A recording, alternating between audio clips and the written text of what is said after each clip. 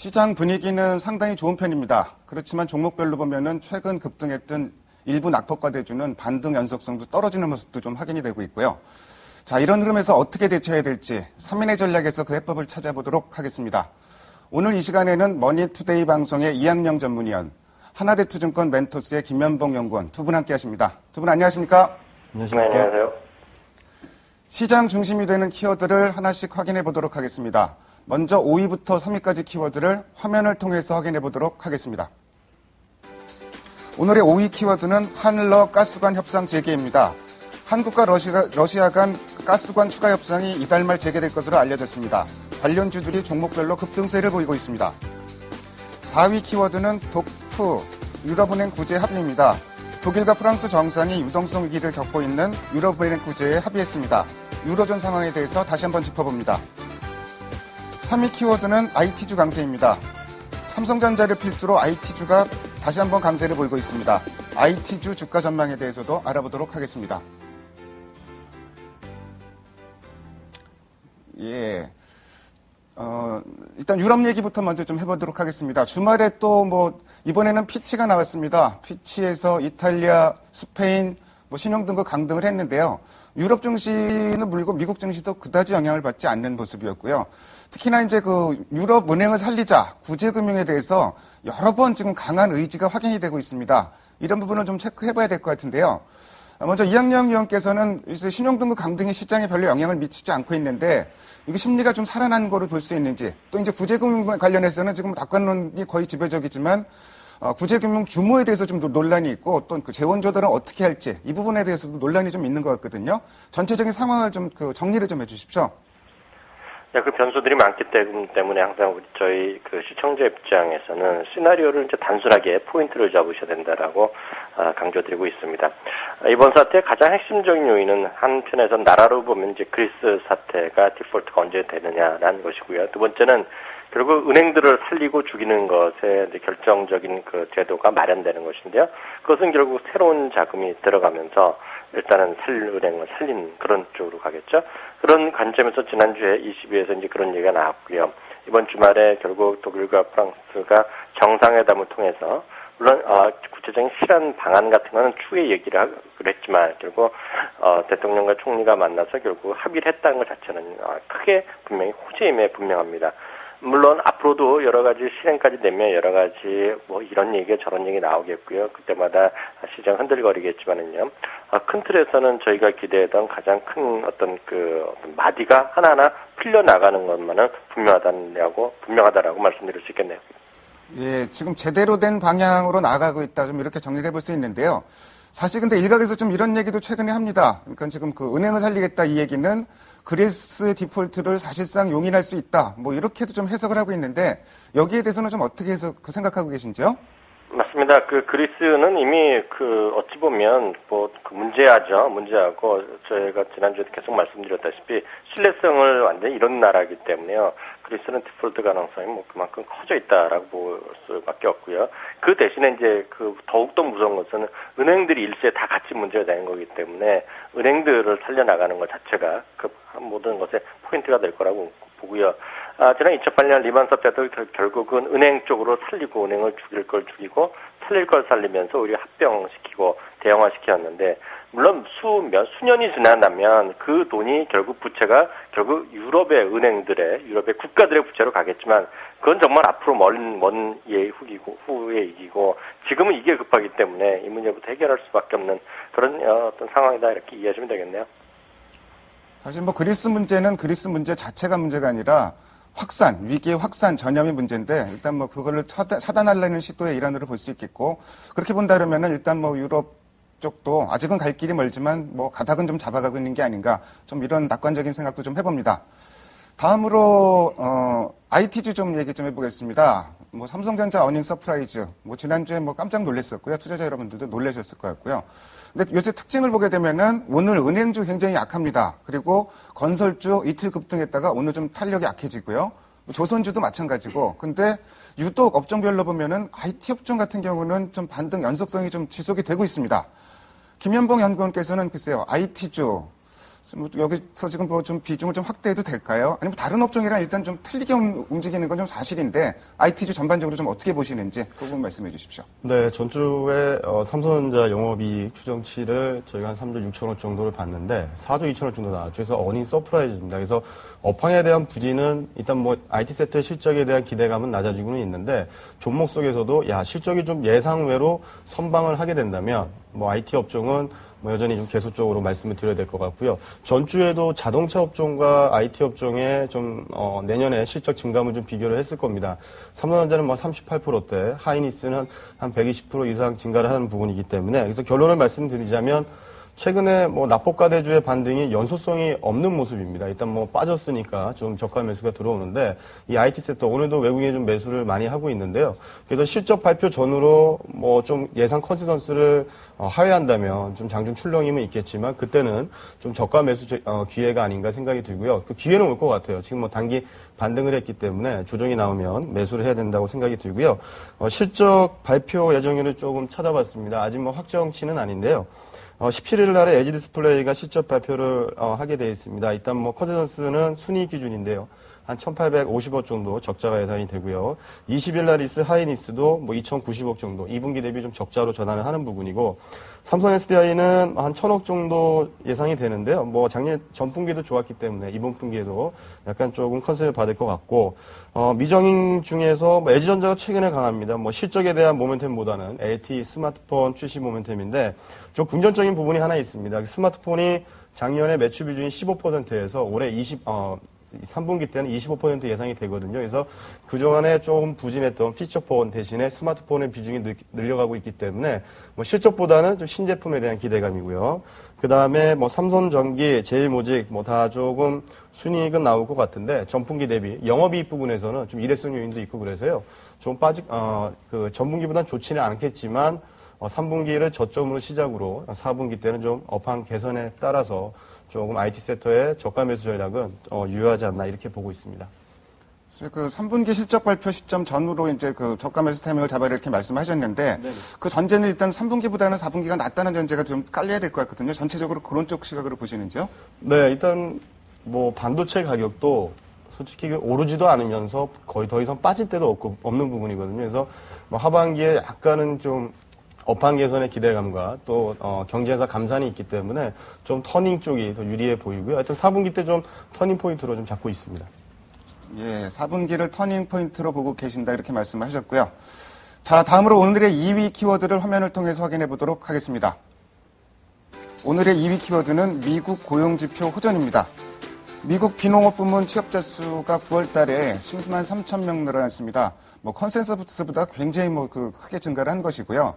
특히 이제 그 이전에 발표했던 ISM 제조업 지수도 예상치를 뛰어넘었고, 이러다 보니까, 미국 경제가 나쁘다 그랬는데, 이렇게 좀 좋아지는 면도 있는 게 아닌가. 뭐 고용지표 갖고는 여러 가지 얘기도 많습니다. 사실 뭐, 버라이즌 파업 복귀한 그 근로자들이 뭐 그 인원수에 잡혔기 때문에 이제 일회성이다 이런 얘기도 있고, 현재 뭐 10만 명 갖고는 아직은 뭐 미국의 소비 회복으로 이어지기는 어렵다 좀 이런 얘기도 있고요. 근데 어쨌든 좀 그 지표가 좋아지고 있는 거는 좀 눈에 보이는 것 같은데요. 이학영 위원께서는 글쎄요, 미국 지금 최근에 발표된 지표도 상당히 좀 긍정적으로 나오고 있는데, 실제로 미국 경제가 좋아지고 있다고 봐야 되는지 전체적으로 어떻게 평가를 해야 될까요? 제가 뭐 모든 걸 알 수는 없겠지만은요, 제가 느끼는 것, 제가 이제 방송이라든가 뉴스에서 확인한 바로는요, 크게 굳이 이번에 실업률 발표, 이런 것들, 지난 고용보고서에 대해서 신뢰성이 높지는 않아 보입니다. 구직 활동 자체도가 많이 늘어났기 때문에요, 실업률은 9.1% 그냥 유지를 했고요. 골드만삭스에서 지난주에 한번 레포트가 나왔다시피, 내년도 실업률은 오히려 늘어날 가능성이 있다는 거죠. 9.5%. 그리고 향후 3, 4년 동안 실업률 9% 내려가기 힘들다는 것. 그리고 소비도 회복되기 힘들다는 것이 다수의 의견이라고 이해를 하고 있습니다. 그렇기 때문에 지금 오바마 대통령도 그리고 상하원 모두 결국 FTA를 우리나라 비롯해서 3개 국가의 FTA를 10일 날 같이 다 일제 상원에서도 통과시키려는 것 자체도 항상 그 근저에는 고용시장이 얼마만큼 늘어날 수 있다는 것을 항상 강조하고 있고요. 그것이 정치권의 가장 핫 이슈라고 이해를 하고 있습니다. 심지어는 약간 뭐 농담 섞이는 얘기인지 모르겠지만은요, 중국에서의 그 임금이 워낙 많이 올라가고 있고요. 중국을 비롯해서 임원진 국가에서 그 노동비용이 올라가고 있기 때문에 오히려 이런 것들이 결국은 미국이 일자리를 다시 늘어날 수 있다는 그런 희망까지 얘기할 정도니까요. 그만큼 미국이 아직 그 소비 시장 회복은 아직은 갈 길이 멀다라는 시각이 지배적인 것 같네요. 예, 미국 글쎄요, 뭐 경제가 살아나면은 그것만큼 좋은 게 없겠지만 최근에 지표 맞게 좋아졌다고 미국 경제를 전반적으로 낙관적인 시각으로 이제 확대 해석하는 거는 좀 무리가 있다. 뭐 소비도 당장 살아나긴 좀 어렵다. 이런 쪽의 말씀을 해주셨습니다. 자, 그럼 미국 말고 이제 중국 상황을 좀 살펴보겠습니다. 이번 주 중국 지난주 일주일 내내 이제 주식시장도 쉬다가 오늘 처음 개장했는데 비교적 선방하고 있고요. 이번 주 이제 중국의 여러 가지 지표들이 많이 발표됩니다. M2 증가율이라든지 뭐 FDI, 뭐 고정자산 투자, 특히 이제 주말에는 금요일인가요? 소비자 물가도 발표가 되는데, 자, 이렇게 경제 지표가 집중되면서 이번 주에 중국의 긴축 기조가 좀 완화될 이런 정책 스탠스 변화가 좀 나타날 수도 있지 않을까, 뭐 이런 기대 섞인 얘기들이 좀 나오고 있는데요. 김현봉 연구원께서는 여기에 대해서 좀 어떻게 생각하시는지요? 네, 일단은 뭐 이번 주에 발표될 게 CPI 소비자 물가 상승 지수인데, 일단 뭐 전망치는 6.1% 전망을 하고 있습니다. 이전에는 6.2%. 뭐 아직 뭐 6%대에서 약간 좀 높은 부분이 있는데, 뭐 결론적으로 말씀드리면 일단 글로벌 경기 자체가 둔화가 돼 있고, 그 다음에 원자재 가격 하락으로 인해서 좀 긴축 완화가 조금 더 유리하지 않느냐, 좀 이렇게 보고 있겠고요. 그 결론적으로 이 소비자 물가의 가장 중요한 가격 중에 하나가 뭐 아시겠지만 돼지고기 가격입니다. 8월 달에도 45%나 상승을 해서 소비자 물가 지수를 1.27% 상승한 요인이 되는데요. 뭐 최근 아직까지는 조금 뭐 상승되지만 기타 다른 유가를 비롯한 이 원자재 수입에서 조금 가격이 낮아지기 때문에 좀 긴축 완화 가능성이 좀 제기가 되고요.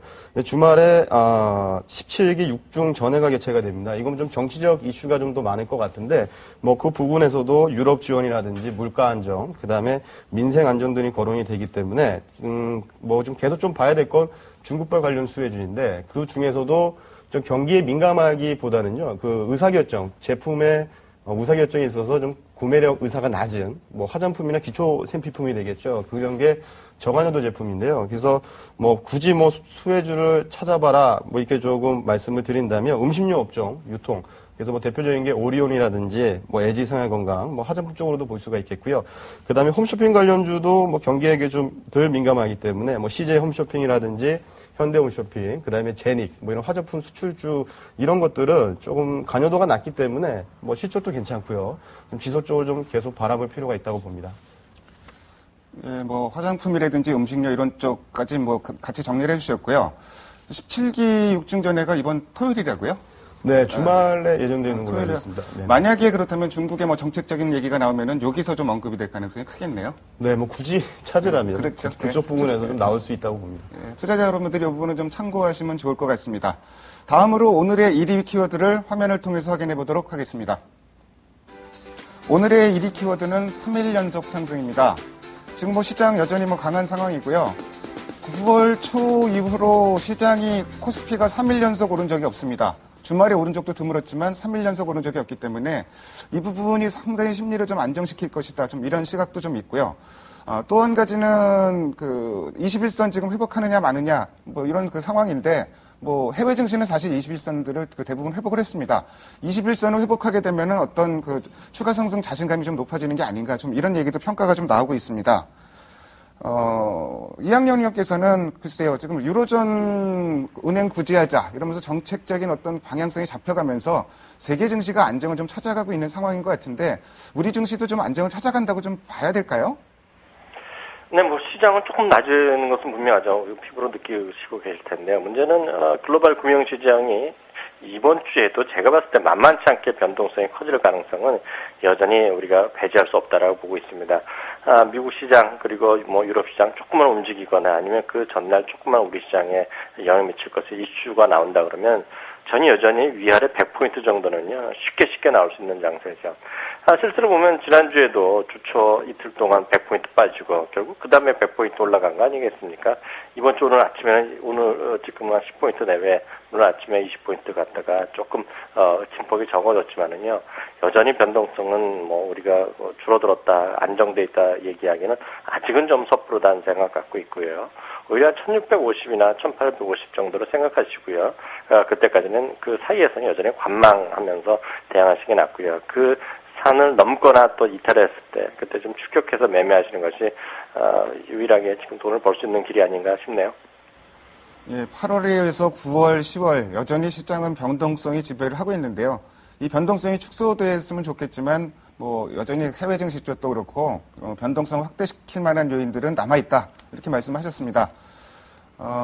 김현봉 연구원께서는 글쎄요, 이번 주에도 여러 가지 일정 많죠. 뭐, 옵션 만기, 금통위도 있고, 또 G20 재무장관회의도 있고, 또 이탈리아하고 또 뭐 국채 만기 돌아오는 것도 꽤 되죠, 그리스하고. 그래서 네네. 여러 가지 변수가 많은데, 여러 가지 이번 주에 변수들을 좀 짚어주시고, 그리고 뭐 전체적인 전략도 같이 말씀해 주십시오.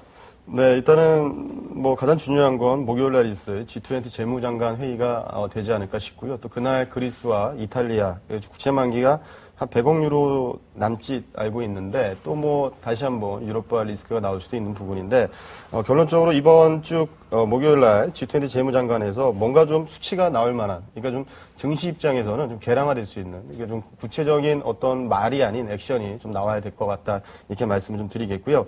단기적으로 내일은 뭐 네덜란드 EFSF 증액 의회 표결이 있습니다. 이미 뭐 프랑스와 독일은 뭐 승인이 됐고요. 이제 슬로바키아는 몇 개 남지 않았기 때문에 EFSF 증액은 뭐 사실상 좀 되는 분위기가 아닌가 생각이 들고요.